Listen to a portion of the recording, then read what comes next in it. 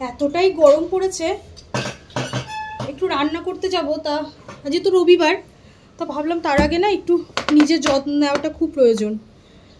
এই জলটা নিয়ে এসেছি, আর আমি এসে বানিয়েছিলাম না ইয়েটা, ওই যে আমের যে শরবতটা বানিয়েছিলাম আম আর পুদিনা দিয়ে, ভাবছি ওইটাই আগে একটু খেয়ে নিই।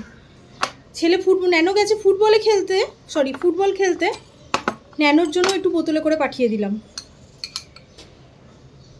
আসলে ন্যানো যতক্ষণ মানে ফুটবল খেলবে, তারপর ওর বাবা কোথায় আর থাকবে, ওই গাড়িতেই বসে থাকবে এসিতে, তো ওটা ঠান্ডাও হয়ে যাবে একটু, কারণ ন্যানোকে তো খুব ঠান্ডাটা দিই না। এটা খেলে না বেশ শরীরটা ভালোই ঠান্ডা হচ্ছে, আমি দেখছি বেশ আরাম লাগছে। দেখি আমি একটু খেয়ে নিই, দিয়ে মা ঘরে বসে আছে, মায়ের তো আবার হাত ভেঙে গেছে, মাকে একটু করে দেবো গরমে। দারুণ, এরকম করে বানিয়ে রেখে দিলে না মানে যখন ইচ্ছা হয় বানিয়ে খেয়ে নেওয়া যায়। আর যেহেতু আমার একটু মানে ঠান্ডা লেগে যায় চট করে, ওই জন্য আমি, এত আওয়াজ হচ্ছে, তো ওই জন্য আমি বানিয়ে রেখে দিলাম, কিন্তু নর্মাল জলে গুলে নিলাম, ঠান্ডা গরমটা পুরো মিক্সড হয়ে গেল, তো এটা একটা সুন্দর একটা টেস্ট আসলো। সত্যি এত গরম, নিয়ে যত ঝামেলা, যাই হোক রান্নাটা করে ফেলি আগে। দত্তবাবু সকাল সকাল বাজার গিয়ে আজকে এঁচড় আর চিংড়ি মাছ এনেছে, বলল এঁচড় চিংড়ি রান্না করো। এইদিকে অবশ্য আমি কিছু কাতলা মাছকেও একটু ভাজা করে নেব পাশে, তাই নুন হলুদ ভালো করে গোটা গায়ে মাখিয়ে নিলাম মাছটার।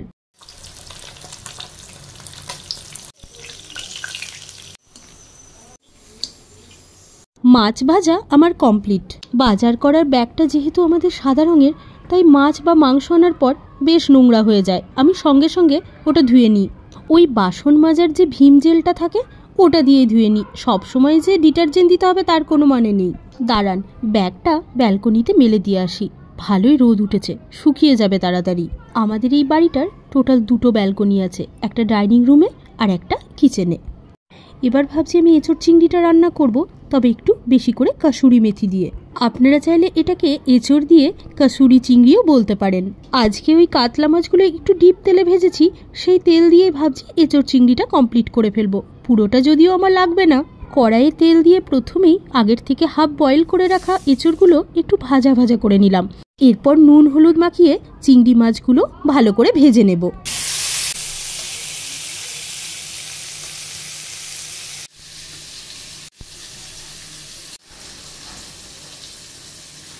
এরপর ডুমো করে কেটে নেওয়া আলুগুলো খুব ভালো করে ভেজে নেব।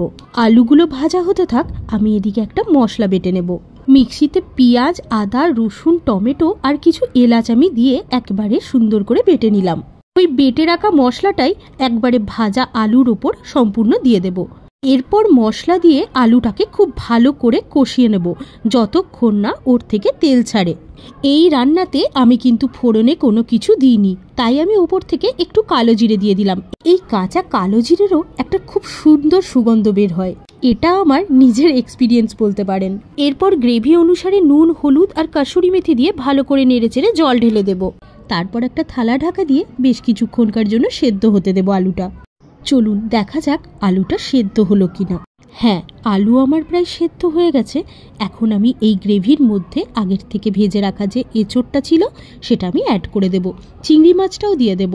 এরপর ভালো করে নেড়েচেড়ে আরও কিছুক্ষণকার জন্য ঢাকা চাপা দেব। তবে তার আগে আমি এর ওপর থেকে আরেকটা জিনিস দেব, সেটা হচ্ছে সর্ষে বাটা জল। সর্ষের মধ্যে নুন আর কাঁচা লঙ্কা দিয়ে ভালো করে একটা পেস্ট বানিয়ে নেব। আমি এখানে কালো সর্ষে ব্যবহার করেছি। তবে হ্যাঁ, এই সর্ষে বাটাটা আমি পুরোটা দেব না, এর থেকে ছেঁকে নিয়ে যে জলটা বের হয় সেটাই আমি এখানে ইউজ করেছি। আজ রান্না করতে করতে প্রায় 1:30 বেজে গেছে। মানসবাবু আজকে বাড়িতে আছেন, ওনার আবার খিদে পেয়ে গেছে। চলুন ওর ভাতের থালাটাই আমি সুন্দর করে সাজিয়ে নিই। ওই অরহরের ডাল, এঁচড় চিংড়ি আর একটু আমের চাটনি, এই দিয়ে আজকে দুপুরের লাঞ্চটা কমপ্লিট।